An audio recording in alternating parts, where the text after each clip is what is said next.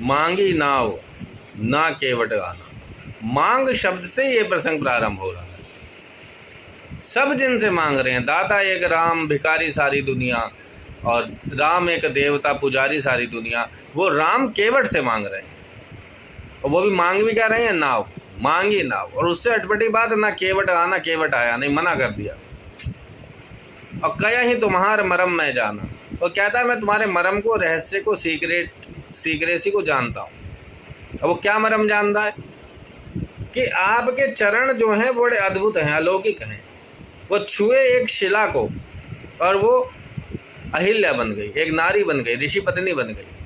अब पाहन ते न काठ कठिनाई, काठ में, लकड़ी में पाहन, पत्थर से ज़्यादा कठोरता तो नहीं होती। तो मेरी नाव भी यदि आपके चरण को छुई और वो अहिल्या की नारी होकर के या ऋषि पत्नी कोई अन्य बन गई, तो मैं अपने परिवार को कैसे पालूंगा? चरण कमल रज कहूँ सब कयन, तुम्हारे चरण कमल की जो रज का जो अनोखापन है, जो उसकी तो पूरी दुनिया जान रही है। छुअत शिला भई नारी सुहाई, छूते ही अहिल्या एक उसमें से प्रकट हो गई नारी, ऋषि पत्नी। और पाहन ते न काट कठिनाई, तो जब तक मैं तुम्हारे चरणों को धो नहीं लेता, मैं जब तक तुम्हारे को अपनी नाव में बिठाऊंगा। यही प्रतिपालना हूँ सब परिवारों में, अपने पूरे परिवार को इससे ही पालता हूँ। मेरे को कोई अन्य कोई दूसरा तरीका नहीं आता। और जो प्रभु पार अवश्य का चाहे हूँ, यदि आप अवश्य ही पार जाना चाहते हैं तो मैं नहीं कहूँगा, आप मुझे कहें। तो मोहि पद पदम पखारन कहूँ, मुझे पद पखारने के लिए आप कहें। और सुनो, बर तीर मारहूँ लखन पे, लखन लाल तीर मार दें भले ही, पर जब लगे न पाए पखारा हूँ। जब तक मैं आपके पाँवों को पखार नहीं लेता, तब लगी न तुलसीदास नाथ कृपाल पार उतारा हूँ, तब तक मैं तुम्हें इस गंगा से पार उतारूंगा नहीं। बरु तीर मारहूँ लखन पे, लखन लाल जी ने बाण निकाल लिया था और लखन लाल के बाण से भी डरे नहीं केवट। कह रहे मारना है मार दो, मेरा तो इसमें भला है। लखन लाल जी ने कहा क्या भला है? कहा ये भला है कि सब मांगते क्या है कि गंगा जी का तट हो, सुंदर सा एक वट हो, मेरा सांवरा निकट हो, जब प्राण तन निकले उस वक्त जल्दी आना, नहीं राम भूल जाना, माँ सीता को साथ लाना, जब प्राण तन से निकले। तो सारी शर्तें पूरी हो रही हैं कि नहीं हो रही हैं? तो मेरे को तो और बढ़िया है कि आप मार दोगे, और राम जी के सामने मर रहा हूँ। जो बाण तो निकाला था लखन लाल ने वापस डाल दिया। तो सुन के वट के वैन प्रेम लपेटे अटपटे, बिहसे करुणा एन चितई जान की लखन तन। तो राम जी हंसने लगे। क्यों? क्योंकि केवट के अटपटे वचन सुन करके। बेहसे करुणा एन, खुल करके हंसे।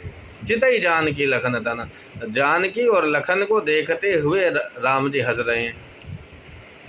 कृपा सिंधु बोले मुस्काई, सोई करूँ जब ते ही नाव न जाई, वही करो जिससे तुम्हारी नाव न जाए। बेज्ञान, जो करना है जल्दी करो। बेज्ञान जल पाए पखारूं, और हो तो विलंब उतारूं पारूं, हमें पार उतार दो। और पार उतारने के बाद केवट चरणों में गिर गया। उतरे थाड़ भय सुरसरी रेता, और सिए राम गुह लखन समेता। और अब जाकर के केवट उतरी दंडवत की ना, अब जाके केवट ने दंडवत प्रणाम किया।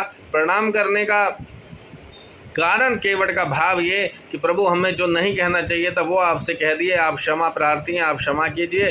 राम जी सोचे कि अभी उतराई देना मांग रहा है। तो केवट उतरी दंडवत कीना, और प्रभु सकुचि यही नहीं कछु दीना, पिय ही की सिए जान निहारी। ये भारत नारी का दर्शन। राम जी ने कहा नहीं, लेकिन सीता मैया जान गई कि राम संकोच में है, तो कुछ देने के लिए है नहीं, उतराई देंगे कैसे।